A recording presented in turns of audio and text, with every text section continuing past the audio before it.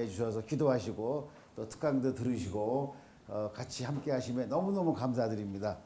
저는 오늘도 눈코 뜰 새 없이 바쁘고 아침 7시에 놀토가 아닌 것 같아요. 저한테는. 오늘은 강서교육청 관내하고 쉼터 소년소녀 가장 아이들을 데리고 강화도에 가서 농촌 체험 학습을 했습니다. 그래서 버스 한 대를 빌려가지고 그 초등학교, 중학교, 고등학교에서 소위 집중 지원 학생이라고 얘기를 합니다. 한부모 가정 아이들이라든가 기초수급이 안 되는 아이들, 그런 경험이 없기 때문에 제가 버스 한 대 태워가지고 저희 학교 앞에서 모여가지고 강화도에 갔다 와서 고구마 캐기, 그 다음에 그 새우 잡기, 그 다음에 달구지 타기, 그 다음에 병아리, 토끼, 오리, 먹이 주기, 그런 체험 학습을 하루 종일 했습니다. 그래서 아이들하고 제가 오늘 햇빛에 많이 그을렸는데 아이들이 너무 좋아하고, 특히 이제 보드 타기에서는 8명씩 한 조가 돼가지고 아이들이 초등학교, 중학교, 고등학교 나눠서 다 그 시합을 했어요. 3조로 나눠가지고 1등으로 들어오면 선물이 있다. 그래서 아이들하고 하면서 1등한 아이들한테 별거 아니지만은 사탕을 한 몫씩 나눠줘도 아이들이 그렇게 좋아하는 모습을 보고 제가 오늘 아침부터 고생을 했지만 아주 보람을 많이 느꼈습니다. 그래서 집에 가자마자 거의 쉬지도 못하고 얼른 옷만 갈아입고 여기로 왔어요. 그래서 여러분들하고 이렇게 함께 하심에 너무 저는 즐겁고요. 사실은 드릴 말씀이 너무너무 많고 좋은 자료가 너무너무 많습니다. 그래서 다 들려주고 싶은데 시간은 없고, 그래서 오늘은 주제가 뭐냐면 봉사활동 스토리가 스펙을 이긴다라는 주제를 가지고 그런 말씀을 드릴게요. 아마 연말에 제가 이 자리에 12월에 있을 때는 또 다른 모습을 보여드릴 거예요.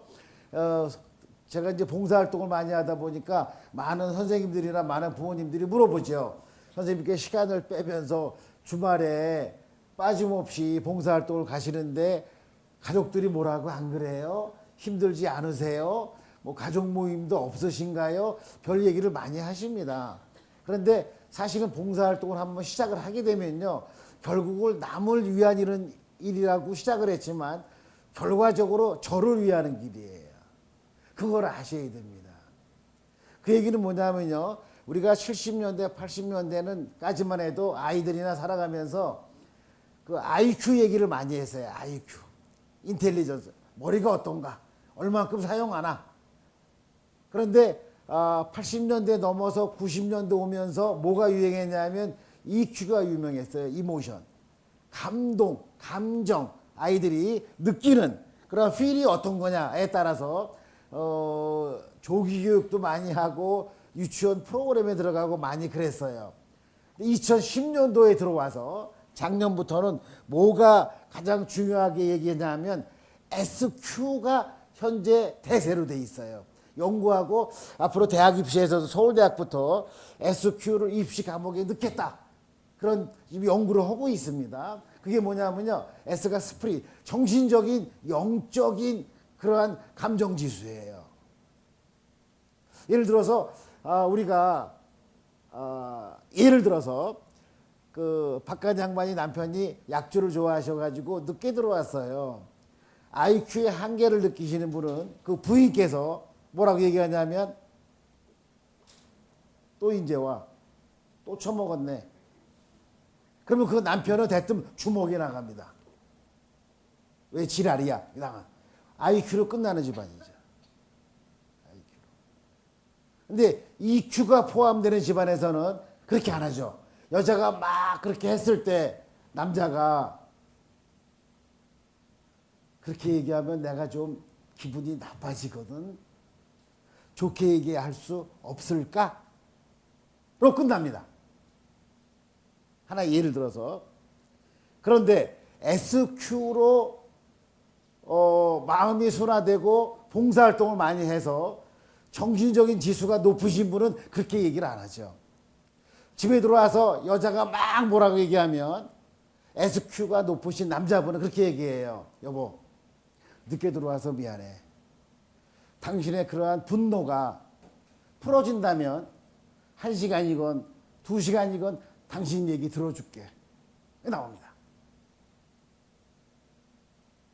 그럼 여자가 1시간을 합니까? 2시간을 합니까? 여자도 생각이 있지요. 생각하다 보니까 이게 아니야. 우리 남편이 참 이해심이 많어. 그게 영적인 교감이 이루어지는 거예요. 그러면서 여자가 여보 내가 나하고 술 한 잔 더 해. 내가 술상 봐올게. 그리고 대화가 이어집니다. 그런 영적인 그러한 훈련을 하기 위해서는 어떤 게 가장 좋으냐면 바로 봉사활동이에요. 그래서 오늘의 제목이 뭐냐면 봉사활동이 스펙을 이긴다. 이런 제목이에요. 그래서 이거를 대표적으로 봉사활동을 어렸을 때부터 많이 해서 세계적인 인재가 된 사람이 우리나라에 3분이 계십니다. 3분. 그런 사람들의 따뜻한 마음이 또 국제화 시대에 맞게끔 행동할 수 있는 그 뿌리가 바로 어디에서 시작이 됐냐면 봉사활동에서 시작이 된 거죠. 그 대표적으로 누구냐 하면 반기문 유엔 사무총장 그분이죠. 그분이 영어 공부를 하면서 중학교 고등학교 때부터 어려운 아이들 영어 공부를 가르쳐주고 그런 봉사활동을 많이 했기 때문에 쉽게 말해서 그 영적인 SQ가 발달하신 분이죠. 또 한 분은 누구냐 그러면 잘 아시는 김용 세계개발은행 총재 얼마 전에도 만났고 한국에도 왔다 가셨죠. 또 한 분이 있어요. 잘 유명하지는 않지만 유엔 인권 사무소 부대표로 활동하고 계시는 여자분 강경화 씨가 계십니다. 강경화. 이런 3분들이 쓴 글에 보면요.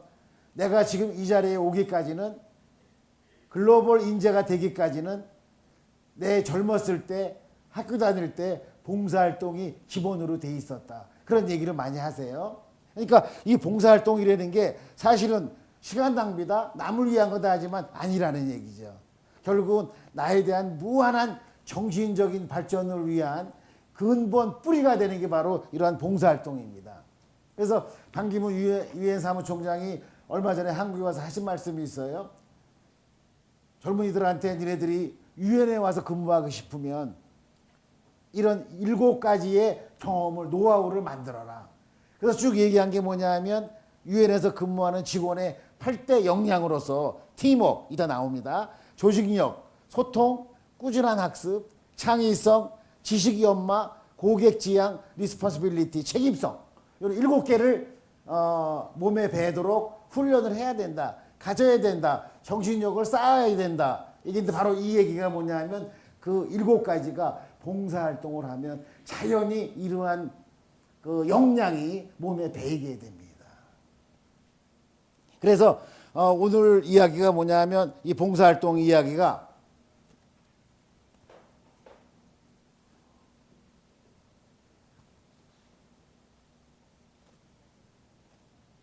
한번 보시죠. 그래서 첫 번째 페이지에 봉사활동을 하면 어떤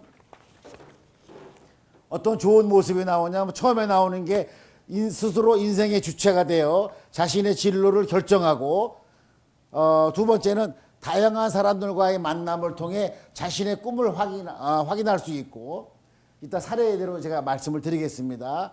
사회에 공헌하기 위하여 고민하다가 인생의 주인공이 되고 내가 아까도 말씀드렸지만은 남을 위한 일이기도 하지만은 궁극적으로 나의 발전을 위한 활동입니다. 봉사활동이. 다음으로 넘어갈게요. 그래서 이 스펙과 역량이 뭐냐를 아셔야 돼요. 이 스펙이라는 건 뭐냐면 우리가 스펙을 쌓는다 하는 얘기는 뭐냐면 쉽게 얘기해서 제품의 용량, 규격, 성능을 얘기하는 거예요. 예를 들어서 토익이 몇 점이야? 토플이 몇 점이야? 급수가 그 다음에 컴퓨터 능력이 몇 급이야? 이러한 숫자로 따지는 게 스펙이죠. 그러나 반기문 사무총장이 뭐라고 얘기했냐면 역량을 키우라 그래서 역량. 스펙이라는 얘기를 안 합니다. 역량이라는 건 뭐냐면 내가 할 수 있는 구체적인 능력과 경험을 얘기하죠. 그러면서 하신 말씀이 뭐냐면 여기도 나와 있지만 토익 900점 이건 스펙이에요. 근데 봉사활동으로 키운 외국인과의 대화 능력 이게 역량이죠. 그러니까 우리가 어디 해외에 파견하는 어떤 한국무역협회에서 파견하고자 하는 직원을 뽑을 때 쭉 보니까 토익이 900점이야. 다른 건 없어. 스펙만 있어. 뭐가 몇 급 쭉 이것만 있어. 근데 어떤 사람을 보니까 대학 다닐 때 외국인 누가 와서 통역으로 봉사를 하고 유엔 회의에서 국제회의에서 어떤 활동을 하고 그러한 외국인과의 대화 능력이 한 페이지야. 근데 토익, 토플 점수는 없어. 그러면 갈등이 생기죠. 과연 어떤 사람을 뽑아야 되느냐. 그때는 가차없이 봉사활동을 많이 하면서 외국인과의 대화 능력을 키워서 역량을 갖춘 이러한 젊은이들을 키워라 하는 게 반기문 사무총장의 강연 내용이었어요. 그래서 이런 유엔의 8대 역량을 말씀하시면서 결과적으로 이 모든 거는 어디에서 나오냐 하면 봉사활동에서 나온다. 이런 얘기를 했어요. 그 다음으로 넘어갈게요. 자, 여기에 이제 1번이 뭐냐면 우리나라의 미래를 바꿀 5.7%의 착한 인재라고 말씀드렸어요. 5.7%. 그 숫자의 의미가 있어요. 작년에 2012년도에 교육부에서 전국의 초중고등학교 학생들을 전수조사했습니다. 전체. 설문조사를 했어요. 어떠한 제목이냐면 인생의 목표와 가치를 어디다 둘래? 그래서 5가지 보기를 줬어요. 5가지. 여러분의 인생과 가치와 목표는 무엇입니까? 물어봤어요. 그랬더니 학생이 52%, 100명 중에 52명이 뭐니? 돈입니다. 돈 잘 벌으면 됩니다. 부자 되고 싶어요. 1번을 했어요. 52명이. 나머지 19.6명, 약 20명이 명예, 7명이 권력, 6명이 인기인, 그리고 봉사활동을 하겠다는 아이들이, 초중고 학생들이 5.7명이었습니다. 마지막으로. 여기에 인기인이 6.5명으로 나와 있는데요. 그 인기인 얘기가 나오면 좀 서글픈 게 있어요. 그게 뭐냐면 그 탈북자들이 요새 학교에 많이 옵니다. 저희 학교에도 한 달에 한 명씩 전학을 옵니다. 그러니까 그 탈북자 교육을 다 끝내고서 학교에 배정을 받는데 저희 김포공항에 있는 개화동, 방화동에 소위 임대아파트가 있습니다. 그래서 거기 아이들이 많이 오는데 그 경서중학교에는 현재 90명이 넘는 탈북자 아이들이 다니고요. 90명. 저희 학교에도 계속 배정을 받고 오는데 그저께에도 한 명 여학생이 왔어요. 중학교 1학년이야, 여학생. 그러면 이제 제가 복지 상담을 하기 때문에 저한테 먼저 옵니다. 그래서 교복을 먼저 줍니다. 맞춰서. 책을 주고요. 체육복을 주고요. 신발을 주고요. 학용품을 다 줍니다. 그래서 들어와서 열심히 하고 너는 무조건 아침에 오면 나한테 와서 인사를 하고 집에 갈 때 꼭 나한테 집에 간다고 얘기를 하고 가거라. 그리고 중간에 필요한 거 있으면 나한테 와서 얘기를 해라. 그런 애들은 국가에서 지원을 해줍니다. 근데 아이하고 얘기를 하다가 그래 앞으로 꿈이 뭐야? 그랬더니 연예인이 되는 거, 노래하고 싶은 거, 인기인이 되고 싶다는 얘기를 해, 얘도. 그래서 그 다음날 학교를 왔는데 하이힐에다가 교복이 없으니까 아직 안 나왔으니까 맞춘 게 미니스커트를 입고 날씨가 그저께 서늘했는데도 반팔 비치는 옷을 입고 왔어요.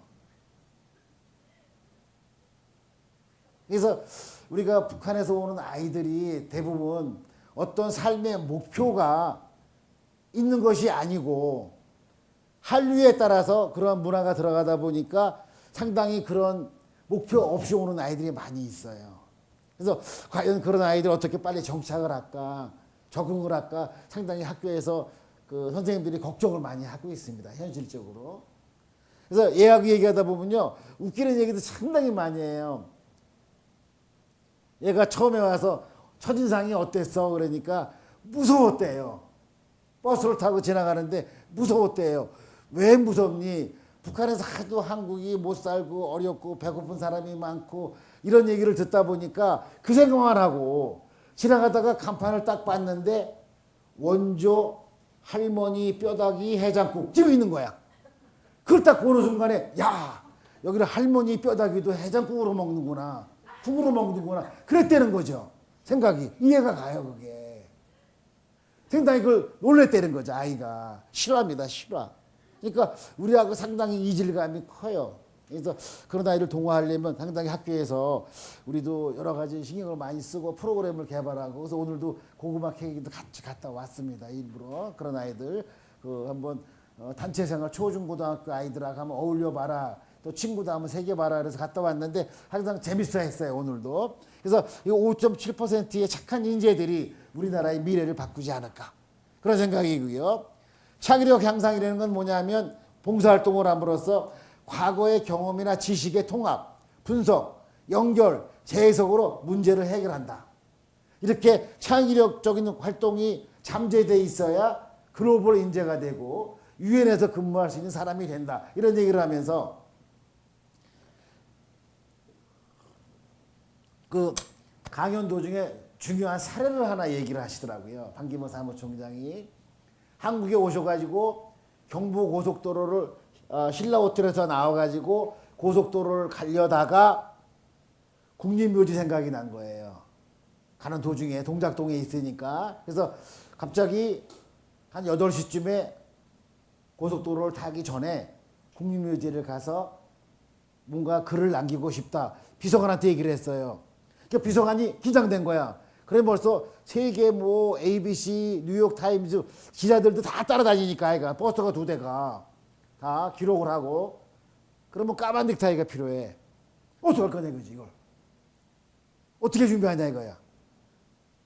넥타이 가게 문을 아직 안 열었어. 9시에 현충원에 참배를 하신대. 근데 그 비서관 중에 한 명이 한국 아이죠. 제가 구해오겠습니다. 구해왔다는 거 아니에요. 또 어떻게 구했냐고 물어봤더니 국립묘지 현충원 가는 길에 중앙대학교가 있는데 중앙대학교에 병원이 있습니다. 병원 안에는 장례식이 있는데 한국에는 장례식장은 24시간 열려 있습니다. 거기에 검정 넥타이가 있습니다. 그래서 이 비서관이 택시를 타고 가서 중간에 장례식장에 가서 넥타이를, 까만 넥타이를 하나 사갖고 와서 현충원에 도착하는 반기문 유엔 사무총장 넥타이를 바꿔드린 거죠. 그래서 반기문 사무총장이 역시 너는 한국인으로서 자격이 있는 젊은이다 라고 칭찬을 아끼지 않았다고 그런 말씀을 하시더라고요. 그런 게 바로 창의력이거든요. 나의 경험이야. 순간적으로 그렇게 판단이 되는 거죠. 그래서 우리는 앞으로 세계가 기다리는 착한 인재, 그래서 글로벌 홈이라고 얘기했어요. 옛날에는 글로벌 빌리지라고 했습니다. 지구촌. 지금은 용어가 바뀌었어요. 지구집. 지구집. 이 얘기는 뭐냐면 집에 같이 사는, 새들어 사는데 옆에 있는 옆방에 새들어 산 사람이 아파. 배고프대. 그러면 나는 뷔페로 음악을 틀어놓고 친구들을 불러서 배불리 먹을 수 있을까요? 아니죠. 지구촌이 아니라 지구집이기 때문에 옆방에 있는 사람도 편해야 나도 편하게 먹을 수 있고 편하게 잠을 잘 수 있는 그러한 뭔가 메시지를 캐치를 해야 된다는 얘기죠. 이게 상당히 중요한 얘기입니다. 제가 11월 달에 특강에는요, 이 메시지라는 주제를 가지고 특강을 준비를 하고 있어요, 지금. 또. 그 메시지라는 게 뭐냐면요, 뭐 소름을 끼쳐요, 소름이. 그런 얘기를 들어보면. 얼마 전에 모스크바 대학에서 실험을 했습니다. 토끼가 새끼 5마리를 낳았어요. 5마리의 새끼를 3,000km 떨어진 북해로 이동을 해서 잠수함에 태워서 바닷속으로 500m 들어갔어요. 그리고 굶겨 죽였습니다. 그런데 이 토끼가 한 마리씩 죽을 때마다 모스크바 대학에 있는 엄마 토끼의 뇌가 파동을 칩니다. 새끼 토끼가 엄마 배고파. 나 죽을 것 같아. 뭔가 메시지를 보내는 거죠. 팔을 보냅니다. 전자팔을. 엄마가 그걸 아는 거예요. 이게 가능한 일이냐 이거죠. 5마리가 다. 조사를 해보니까 새끼가 울부짖고 죽는 순간에 모스크바 대학의 실험실에 있는 엄마 토끼의 뇌파가 흔들려요. 무서운 얘기입니다. 그리고 미국에서는요, 그동안 30년 동안 하버드 대학에서 어떤 실험을 했냐면 미국에서 소위 사람을 죽인 그런 사람들의 가족력을 파헤쳤어요. 쭉 가계도를 만들었습니다. 패밀리 추리 해가지고 가계도를. 거기서 놀라운 사실이 나와 있어요. 그게 뭐냐면 사람을 죽이고 총기를 쓰고 칼과 총을 써서 사람을 죽인 사람의 가족력을 보니까 대부분 보모가 키우는 아이들이야. 엄마, 아버지, 할머니가 키운 게 아니라 보모가 키운 아이들이에요. 그 보모가 어떻게 키웠나 조사를 해보니까 아이가 똥을 쌌어. 또 쌌네. 바쁜데 그만 싸. 애를 찬 수돗물로 씻겨가지고 아이 침대에다 던져버렸어. 그 아이가 스트레스를 받는 거죠. 뇌가 안 커요. 불안해요. 다음에 어떻게 사나? 못 사는 거야. 안다는 얘기죠, 아이가. 나사에 근무하는 과학자들의 가족력을 추적을 했어요. 무서운 얘기예요. 그랬더니 엄마가 키우면서 할머니가 키우면서 전 먹을 땐 많이 먹어라. 맛있지? 따뜻하지? 실컷 먹어. 그런 얘기를 해주면서 아이가 똥을 싸면 야 황금색이야. 소화가 잘 됐구나. 이렇게 얘기를 하고 미지근한 물로 씻겨주면서 가재로 닦아서 파우더를 뿌려주고 안고 잘 때까지 등을 두드려줬어요.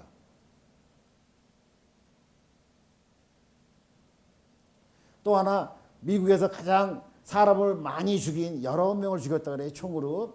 그 친구를 조사해 보니까 그 책에 나온 얘기가 원하지 않는 임신으로 태어난 아이였어요.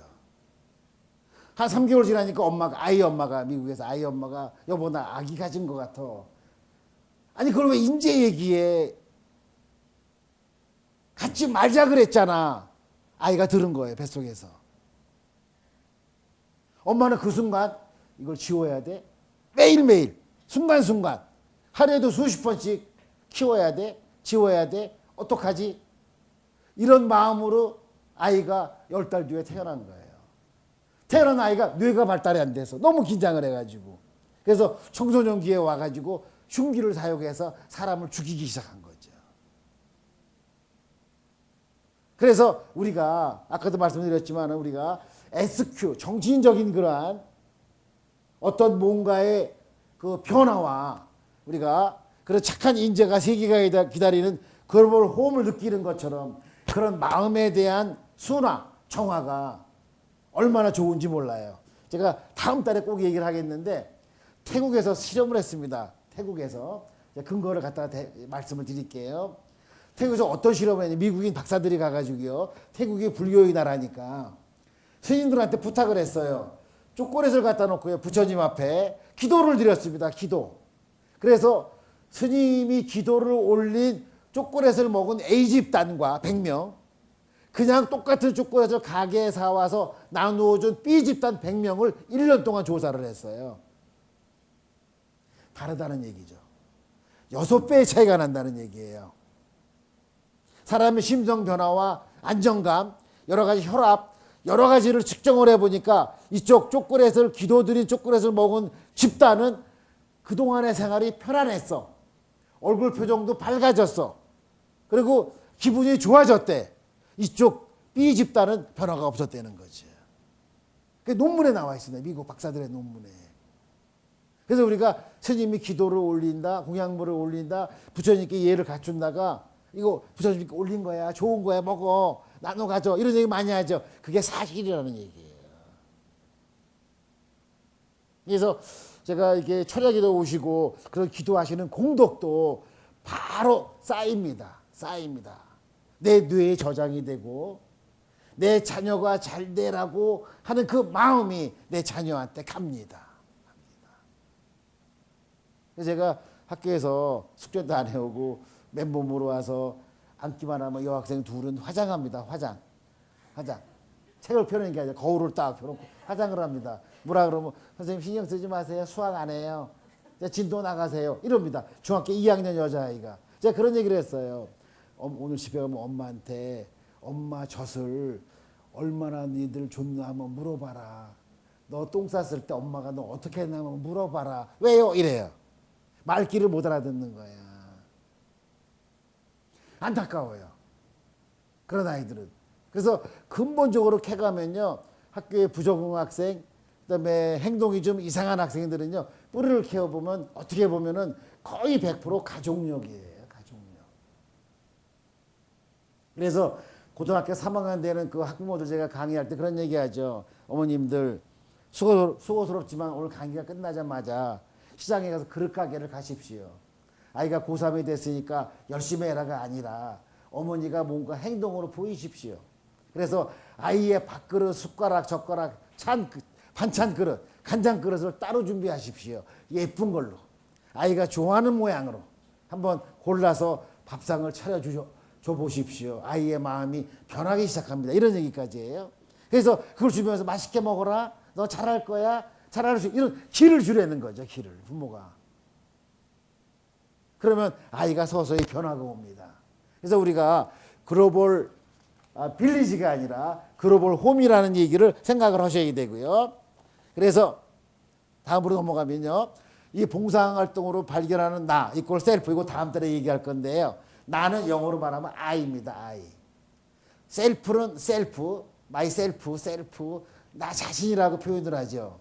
그런데 지금의 그 SQ에서는 뭐라고 얘기하냐면 재미난 얘기예요. 제가 11월 달에 특강할 때 이걸 한번 종이를 나눠드리고 제가 실험을 할 겁니다. 어떤 거 한번 보려고 실험을 할 거예요. 어떤 실험이냐면요. 제가 종이를 주면 나는 어떤 사람인지 어떤 사람이라고 어떻게 행동했는지 나 스스로를 생각해서 형용사 3개를 쓰라 그래. 형용사 3개를 형용사 명사나 동사 말고 형용사 나는 아름다운 착한 자상한 이렇게 나에 대한 내가 어떤 사람인가 한번 써봐라. 그 다음에 이제 가족이 4명이면 내 아내에 대한 생각을 써봐라. 내 아내 사치스런 수다 떠는 뭐 형용사 생각나는 걸 써봐라. 3개를 자녀 아들 딸 써봐라. 그래서 그걸 가지고 반대쪽에다가 또는 뒷면에다가 아내한테 가서 여보 당신은 남편을 생각하면 뭐가 떠올라? 어떤 게 떠올라? 형용사 3개를 써보라 그러세요. 3개를. 그래서 내가 쓴 I와 아내가 쓴 그것이 바로 셀프입니다. 상대방이 보는 나예요. 거기에서 형용사 3개 중에 하나 이상 3개 맞는 집은 거의 없고요. 하나라도 맞추는 집은 감동적이고 대화가 통하고 소통이 되는 가족이에요. 재미난 실험이에요. 한번 해보세요. 제가 12월 달에 여쭤볼 겁니다. 11월 달에 이 실험을 하고요. 지난달에 제가 이런 쪽지를 드렸는데 써보셨지요? 자, 집에 가서 해보시니까 하나라도 맞으신 집이 있나요? 내가 자녀를 생각할 때는 내가 자녀한테 아들한테 자상해. 그리고 자랑스러운 아빠야. 아이한테 꿈을 심어주는 훌륭한 아빠라고 생각을 했어. 아이가 쓴 아빠는 잔소리만 해. 욕심이 많어. 전혀 다르다는 얘기예요. 전혀. 나는 자상하다고 생각을 했는데 아이들은 잔소리를 들어. 어떻게 했으면 좋겠다 그러니까 우리 아빠는 욕심쟁이야. 욕심쟁이 아빠 이렇게 씁니다. 전혀 다른 게 나오는 거죠. 그러니까 아이하고 셀프가 다르다는 얘기예요. 근데 봉사활동을 하면 아이하고 셀프가 거의 똑같이 갑니다. 내가 생각하는 나나 부인이나 친구나 어머니나 자녀들이 생각하는 나가 거의 똑같이 간다는 얘기죠. 그래서 지금까지 미국의 심리학 박사가 미국에서도 나와 아내와 자녀 1과 자녀 2가 형용사 3개씩을 써서 12개가 다 일치했다는 집안은 한 명도 없었다는 거죠. 20년 동안. 미국에서도. 그러면서 각 1대1로 나와 아내, 나와 자녀 1, 나와 자녀 2의 그 생각하는 게 하나라도 똑같다면 그 집안은 소통이 되고 안전한 집안이다. 결론이 그거예요. 제가 11월 달에는 여기에 부가해서 그런 실험이 많이 있습니다. 그거를 준비할 거예요. 한번 기대해 보세요. 그래서 봉사활동을 하면은 나와 아이와 셀프가 거의 똑같이 갑니다. 아주 재밌어요. 두 번째는 두려움을 버리고 두려움. 예를 들어서 사례를 얘기하면 규진이라는 학생 사례가 있는데요. 가정폭력으로 맨날 엄마 아빠가 돈 갖고 싸워. 중학교 3학년 아이인데 학교 와서 아이들을 많이 때렸죠. 그래서 상담을 해보니까 가정폭력이 많았어요. 그래서 얘가 천사의 집에서 봉사를 한 3년 했습니다. 3년 고등학교 가서도 계속 했는데 거기서 하다 보니까 아이가 조금씩 변하기 시작한 거예요. 그러면서 내가 이 사람보다 잘난 게 많은데 뭔가를 좀 도와줘야 되겠다. 그래서 고등학교를 가가지고 얘가 지금 고3인데요. 고3 강서고등학교 3학년인데 자기 꿈이 3가지래요. 뭔지 그랬더니 의사, 아니면 약사, 아니면 사회복지사. 그럼 저한테 뭘 물어보냐면 얼마 전에 선생님 특수교사는 어떻게 되는 거예요? 이렇게 물어보는 거예요. 장애인 시설. 그래서 왜 그러니? 그랬더니 뉴스를 언뜻 보다가 박근혜 대통령이 교사 중에 특수교사를 대폭 늘리겠다. 그래서 장애인의 교육을 지금보다 훨씬 그런 얘기를 했다는 거예요. 그게 들렸다는 거예요, 자기가. 그래서 특수교사는 어떻게 되는 거예요? 그래가지고 제가 쭉 설명을 해줬죠. 그런 얘기 처음 들어본다는 거죠. 특수교사가 어떻게 되는지 아시나요? 모르시죠? 간단하게 얘기하면요. 일단 대학을 나와야 됩니다. 근데 교직 과목을 이수해야 됩니다. 그리고 교사 자격증이 있어야 돼요. 어떤 과목이든 일단 대학을 나와야 돼요. 대학을 나온 사람이 특수교육대학원을 가야 됩니다. 특수교육대학원. 교사 자격증이 있어야 가요. 없으면 못 가요. 어떤 과목이든 교사 자격증을 가진 사람이 특수교육대학원, 우리 나라에 현재 한 4개밖에 없습니다. 특수교육대학원이. 아주대학에 있고요. 특수교육대학원이. 거기 나와서 특수학교에 학교로 가게 되는데 그 과목과 특수학교 자격이 되니까 2가지가 있으니까 특수학교로 배정을 받습니다. 그래서 거기서 일정하게 4년 근무하면 내 희망에 따라서 일반 학교로 옮길 수가 있어요. 그래서 똑똑한 아이들은요. 순위고사가 어려우니까 요 길을 택합니다. 요 길을 가르쳐줍니다. 요 길은 순위고사 안 봐도 됩니다. 내가 일반 대학 교사 자격을 따서 순위고사 10번 봐서 떨어지지 말고 그런 얘기를 하죠. 올해 떨어진 학생들은 차라리 특수대학원을 가라. 그래서 특수학교 자격증을 따면 100% 발령이 난다.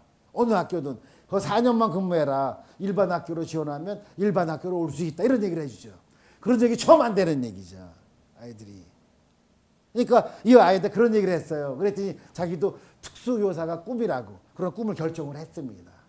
그러니까 아이하고 셀프가 자꾸 같이 가는 거죠. 봉사를 하게 되면. 또 탈북자 한일이 얘기인데 얘는 권투를 했어요. 북한에서 중학교 때 권투를 했는데 우리나라에 와갖고 중학교 2학년 때 소년체전에 가서 서울시 대표로 나가서 금메달을 땄습니다. 근데 과연 권투를 계속해야 되느냐 고민을 한 거예요. 가서 보니까 힘들어. 자기의 소질은 공부야. 공부하고 싶다는 거죠. 그래서 공부해라. 그랬더니 여기서는 아무나 대학 갈 수 있다는 것이 얘한테 충격이었어요. 북한은 안 그렇다는 거죠.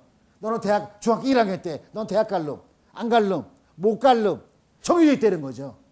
그게. 근데 여기서는 보니까 나도 대학 갈 수 있어. 공부하고 싶은데 공부를 하고 싶은 거야. 그러면서 대학 나와서 뭐 할래? 그랬더니 하는 얘기가 탈북 학생들 멘토를 해주고 싶대. 아이가. 이렇게 봉사활동을 다니다 보니까 그런 생각이 점점 조금씩 바뀌는 거예요. 아이들이 그런 생각입니다. 봉사활동을 하면. 또 하나 세 번째가 제가 인생 근육을 길러라 이런 얘기를 하는데요. 아이들한테. 이거는 혜민이라는 학생 사례인데 얘는 나이프 커트 증후군이라고 진단을 받은 아이입니다. 나이프 커트 증후군. 하나의 아이들한테 중요한 하나의 정신적인 병인데 얘는 칼만 보면 뭔가를 잘라야 돼. 나이프 커트 증후군. 앞에 교복이건 책이건 연필이건 내 살이건 뭔가를 잘라봐야 돼. 그게 나와요. 이런 아이를 데리고 제가 봉사활동을 하면서 얘한테 뭘 시켰냐 그러면 얘가 말을 좀 잘해요. 말을. 그래서 너는 인터넷을 한번 상담을 받아보자. 그래서 청소년 상담 인터넷 해서 그 아이디를 초록천사로 정해주고 학생 여러분 고민이 있으시면 초록천사와 상담해 보세요. 이런 멘트를 보내고 그 얘한테 상담을 오는 학생들의 상담을 하도록 시켰습니다. 그랬더니 얘가 선생님 일주일만 기회를 주세요. 이러는 거예요. 왜? 그러니까 오늘부터 집에 가서 텔레비전에 뉴스만 보고 아나운서가 어떻게 얘기하나 그걸 녹음을 하고 따라서 일주일 동안 연습을 하고 오겠다는 거죠. 아직은 자기가 말하는 게 좀 자신이 없어. 인터넷으로 하는 게. 그러니까 아나운서 뉴스를 보고 연습을 하고 오겠다는 거예요. 일주일 동안. 그런 생각을 해요. 그래서 1년 6개월 동안에 450건을 상담을 했는데 얘는 그러면서 일종의 자기의 인생 근육을 키운 거죠. 알게 모르게. 이런 아이가 있고요. 또 하나는 마지막으로 내 차의 운전대를 잡은 사람이라 그랬는데 결과적으로는 내 차의 운전대는 내가 잡고 있죠. 아이들한테 그걸 강조합니다. 부모가 해주는 게 아니고 내가 해주는 선생님이 해주는 것도 아니고 누가 해주는 것도 아니다. 네가 운전대를 잡았는데 물로 가면 물에 빠지는 거고 산으로 가면 뒤집어진다. 그걸 깨달아야 된다 하면서 봉사활동을 가면서 오면서 버스 안에서 이런 아이들한테 얘기를 그 사례를 쭉 얘기를 해줍니다. 자, 다음으로 넘어갈게요. 이 공감 능력을 보면요. 우리가 봉사를 하면은 공감, 집에서도 공감, 소통 이런 얘기를 많이 씁니다. 그래서 여러분 자녀들하고 얘기를 할 때 제가 그런 말씀을 많이 드렸는데 아이의 말을 제발 끊지 마세요. 아이가 이제 뭐가 필요해서 엄마 사실은 요새 생활하다 보니까 아이들하고 이렇게 결론만 얘기해. 뭐 사달라고. 이렇게 끊지 말라는 거예요. 절대로. 뭐 고민이 있구나. 엄마한테 하고 싶은 얘기가 있네. 그래. 한번 생각해서 해봐. 괜찮아. 들어줄게. 이렇게 해야지. 또 뭐가 결론만 얘기하래. 엄마 바빠 지금 설거지 하잖아. 이렇게 얘기하지 말라는 얘기예요. 아이의 얘기를 끊지 말아라. 제가 지난번에도 얘기했지만 1, 2, 3의 얘기를 했죠. 1, 2, 3. 내가 한마디를 하면 2마디를 듣고 3번 긍정을 해. 공감을 해줘라. 추임새를 넣어줘라. 그랬구나. 그랬어. 엄마도 그랬어. 그럼 아이가 입을 계속 제잘거립니다. 그 얘기를 들어야 아이도 우리 엄마가 나를 이해하고 사랑한다는 가족 애를 느껴요. 가족 애를. 성적이나 올려. 몇 점 올릴 거야? 모의고사 봤잖아. 중간고사가 다음 주인데 이런 얘기는 하지 말라는 거예요. 아이들한테. 지금 아이들 상당히 영악스럽습니다. 그래서 상대방의 입장을 생각하고 역지사시의 그런 감성으로 대화를 나누고 그리고 아이들한테 틀린 게 아니고 다른 거야 라는 생각으로 틀렸어. 엄마 생각이 맞아 라고 생각하지 말고 그럴 수도 있지. 그런데 엄마 생각은 이래. 이런 면도 한번 생각해보고 이래야지. 무조건 너 틀렸어. 네가 뭘 안다고. 쓸데없는 소리 공부나 해. 이러지 말라는 얘기죠. 그래서 제가 어떤 예를 들어주면 아이들한테 야 봐봐. 틀린 게 아니고 다른 거야. 우리나라에서 여러분들 생각이 가장 1년 중에 추운 달이 무슨 달? 애들이 전부 다 12월 아니야 그러면 1월 아니야 그러면 뭐야. 화를 냅니다 애들이. 왜냐하면 호주에 가면 가장 추운 달이 7월이에요. 똑같은 질문도 틀린 게 아니죠. 다른 거죠. 지역에 따라서 환경에 따라서 세월에 따라서 다른 거죠.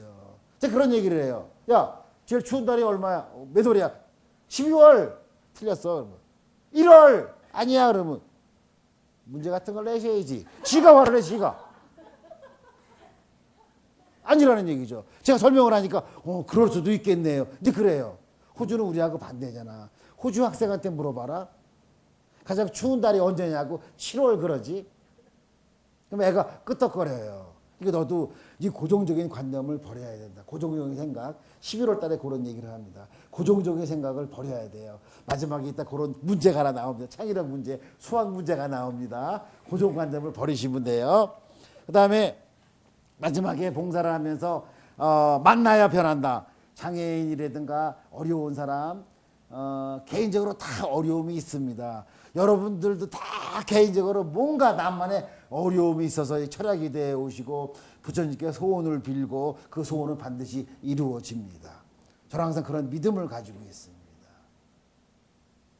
그런 신념으로 기도를 하시고 저도 그런 신념으로 기도를 여러 번 했습니다. 우리 아이들을 위해서, 우리 아내를 위해서, 우리 부모님을 위해서. 저는 10여 년 전에 북한산 승가사에 가서 거기 굴 속에 들어가서 제가 3,000배를 일주일 동안 했습니다. 3,000배를. 약사전에서. 약사 굴이 있어요. 승가사. 저기 북한산에 승가. 거기는 비구니 도량인데 거기 주지 스님을 잘 알아가지고 제가 그런 일주일 3,000배 기도를 해서 소원 성취를 했습니다. 그런 제가 사례도 있습니다. 사례를 얘기하려면 저도 책으로 한 권 씁니다. 그러니까 그런 믿음이 없어서는 안 됩니다. 믿음이.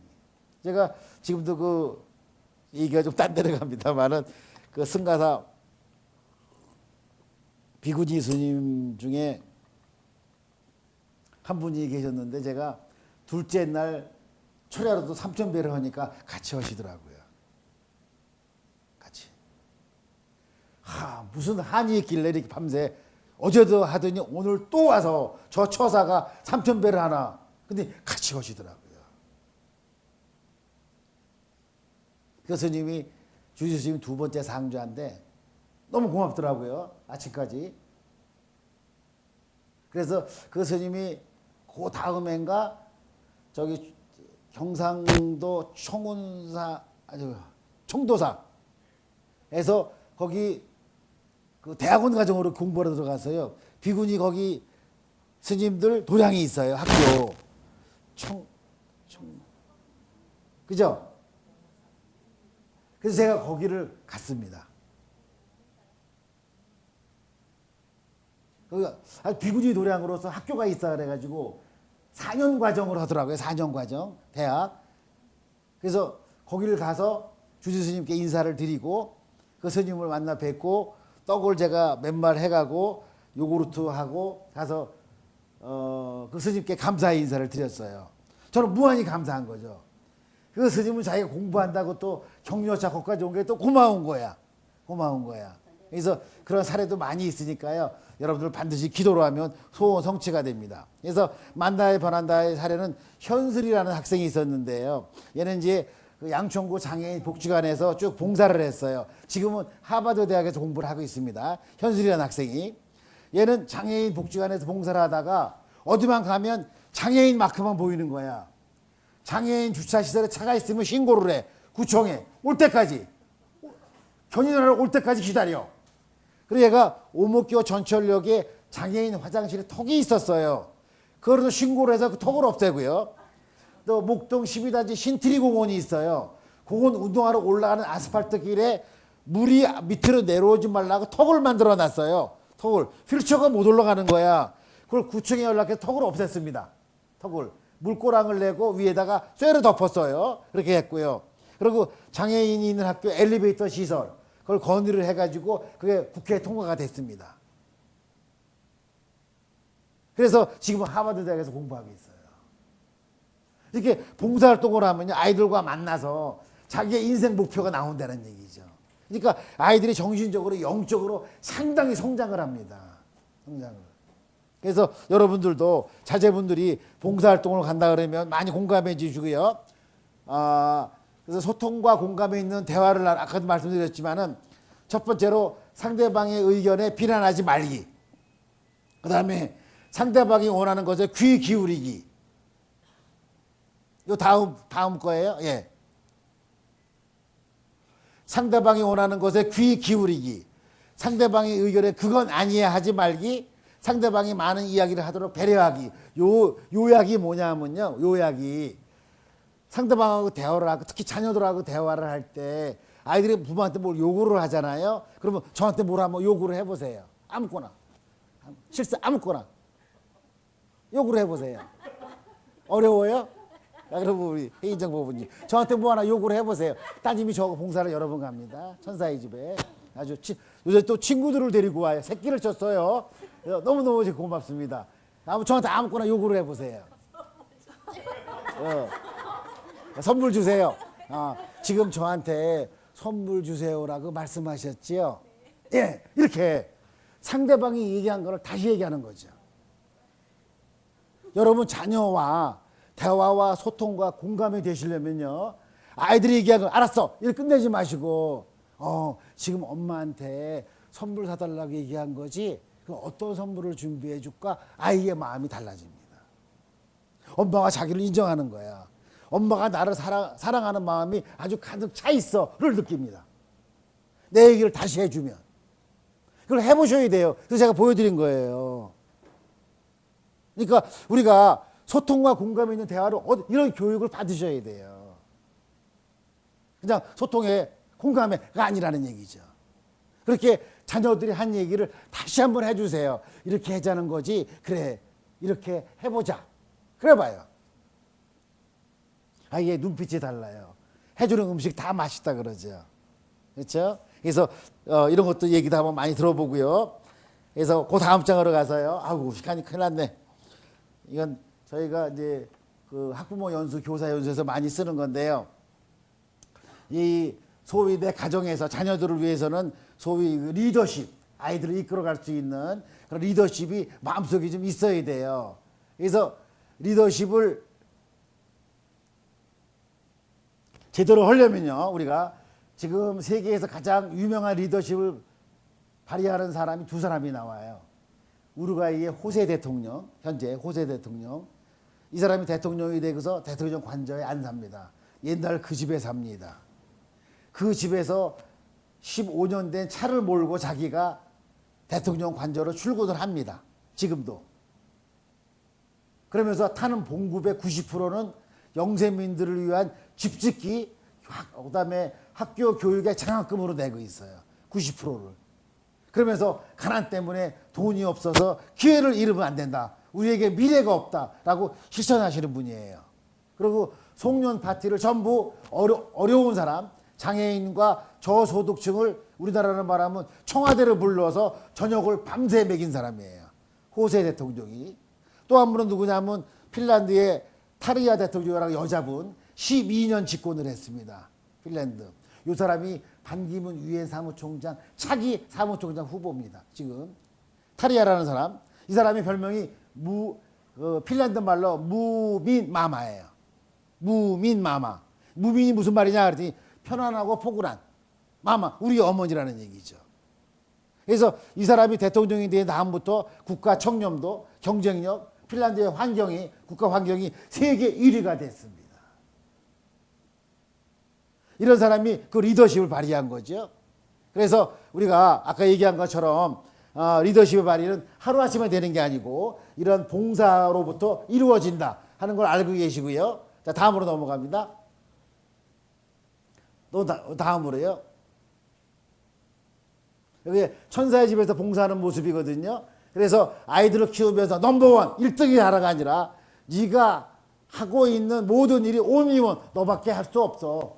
네가 중요한 거야. 자존심을 키워줘야 되고요. 아이들한테 봉사활동으로 나를 발견하게 되고요. 창의력을 하게 되면 항상 착한 인재들과 만나고요. 봉사활동으로 이미 아이는 특별해질 수 있다는 것을 가르쳐줘야 돼요.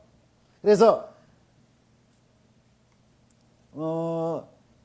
그 정국이라는 학생이 있었는데요. 참 정국이라는 학생. 얘 사연을 또 얘기하면 깁니다. 얘가 심장병이 있는 학생이고 심장 판막증으로 수술을 하고 나왔어요. 그래서 얘는 그 송추에 있는 요양원이 있습니다. 노인요양원. 여기에 봉사활동을 갔는데 할머니들하고 얘기를 하고 하다 보니까 자기가 언뜻 들은 게 뭐냐면 뉴스에서 경로당에서 할머니들이 10점짜리 화투를 친대 고스톱. 치매 예방이 좋다고 어느 의사가 나와서 얘기를 했다는 거죠. 텔레비에서. 그래서 그 다음날 화투를 한 10목 사가가지고 할머니들하고 1대1로 화투 치는 거야. 알려주면서. 요양원에서. 할머니 저하고 화투 쳐요. 미나토 이거 똥 하고서 화투를 친 거야. 할머니들하고. 그러더니 얘가 나도 뭔가 할 수 있는 일이 있다. 그러면서 놀랍게도 얘가 건강해지고 성격도 바뀌고 그렇게 바뀌었어요. 나는 원래 약해. 아무것도 못해. 했던 아이가 할머니들하고 한 1년, 2년 화투를 치더니 애가 바뀌었어요. 이런 사례가 있습니다. 대단한 사례죠. 그래서 그 다음으로 넘어가면요. 여기에서 우리가 봉사활동으로 정글의 법칙에 살아남고 문제 해결 능력을 길러주고 그 세 가지 활동이 뭐냐 하면 여행을 가고 동아리 활동을 하면서 봉사를 해라. 이게 세 가지 활동이고요. 봉사활동으로 레벨업이 되고 장애를 해결한 여러 가지 감동 이야기를 많이 보고 많은 열쇠를 가지고 자신감으로 문제를 해결하라. 그러면서 많은 걸 반기문 사무총장도 얘기를 했지만 많은 걸 보고 느끼고 공부하는 걸 꾸준히 해라.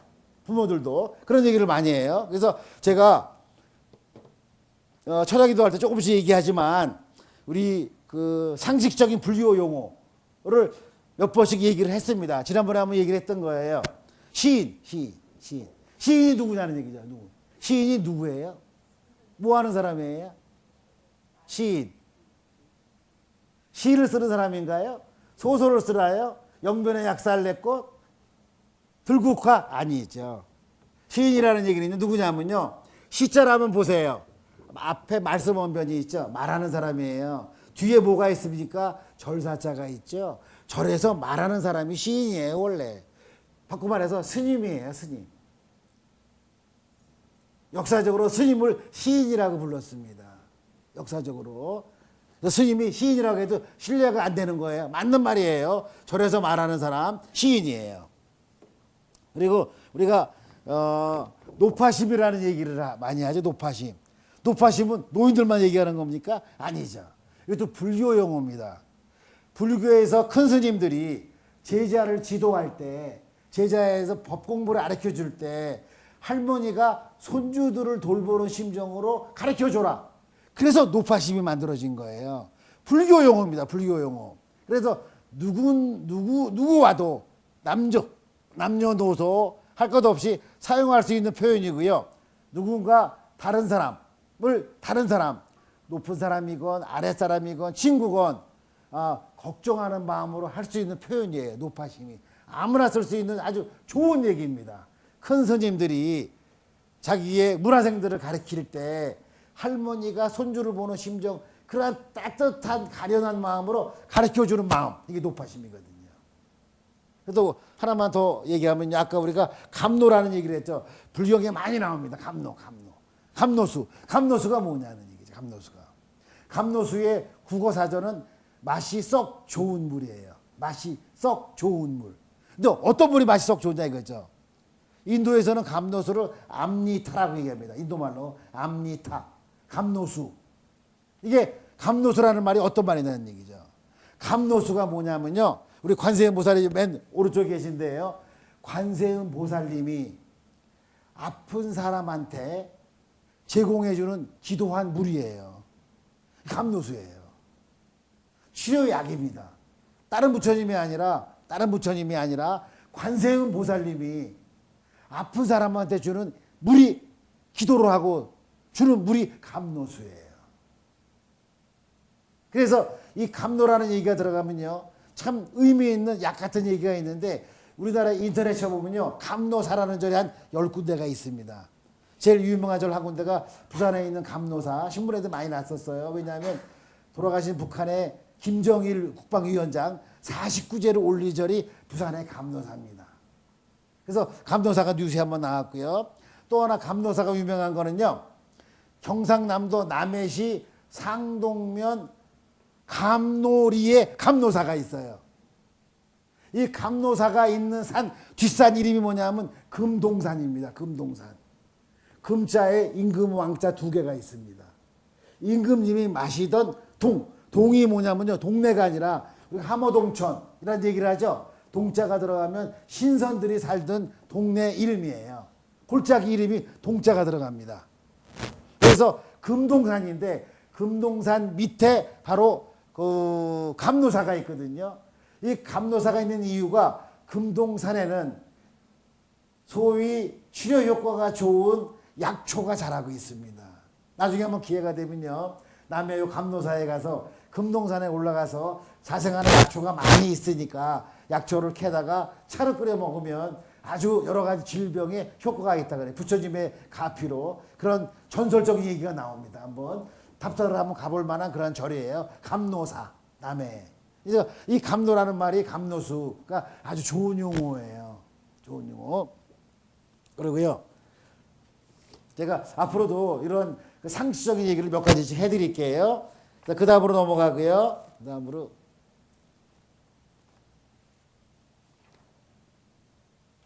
그래서 우리가 봉사활동을 함으로써 실천력이 커지는데 다른 거 필요 없어요. 아이들한테 하는 얘기가 강조하는 게 I am best. 베스트다. 봉사는 베스트. 베스트가 뭐냐는 얘기죠. 베스트. B가 뭐냐면 베이직. 가장 기본적인 것부터 봉사 가자 그러면요. 어떤 아이는 저 하는 게 없어요. 아무것도 못해요. 이렇게 얘기합니다. 아니죠. 옆에만 있어줘도 됩니다. 그래서 베이직 기본적인 것부터 E는 뭐냐 하면 가장 easy 쉬운 거. S는 small 작은 거부터 맨 마지막에 T는 뭐냐면 today 오늘부터 지금부터 이게 봉사자들의 출발적인 마음입니다. 그래서 I am best 이 마음만 갖고 있으면요 봉사를 즐겁게 할 수 있고요. 그래서 우리가 호기심을 많이 가져라 그런 얘기를 하는데 여기 어르신 나오십니다. 여기가 가연마을에서 지금 그림을 그리고 계십니다. 가연마을 봉사 제일 많이 오셨어요. 제가 일부러 사진들 같이 한번 넣었습니다. 그래서 이렇게 봉사를 실천하시는 가장 아름다운 분 많이 보이시죠? 우리 서울 안심영사 도부님들이에요. 이렇게 그 보반 스님도 봉사에 대한 남다른 그러한 배려와 관심이 많습니다. 저한테 항상 만나기만 하면 선생님 수고하셨어요. 저한테 잘 갔다 오셨어요. 카페에서 사진 잘 봤어요. 꼭 합니다. 뭐 부족한 거 있으면 얘기하세요. 지원해 드릴게요. 사실은 제가 지난주 목요일 날도 오늘 그 고구마 케이크 아이들들이 간다니까 필요한 거 다 갖고 가세요. 그래서 마이쮸하고 과자 차 안에서 다 나누어 줬습니다. 아이들 너무너무 감사드리고요. 그래서 넘어가고요. 한번 넘어가고 여기는 이제 천사의 집입니다. 장애인 70명이 있는 데고요. 자, 요거 한번 보겠습니다. 여러분들이 얼마나 마음이 순수한가 맞추시면 선물이 있습니다. 더 유익한 강의가 되도록 하겠습니다. 감사합니다.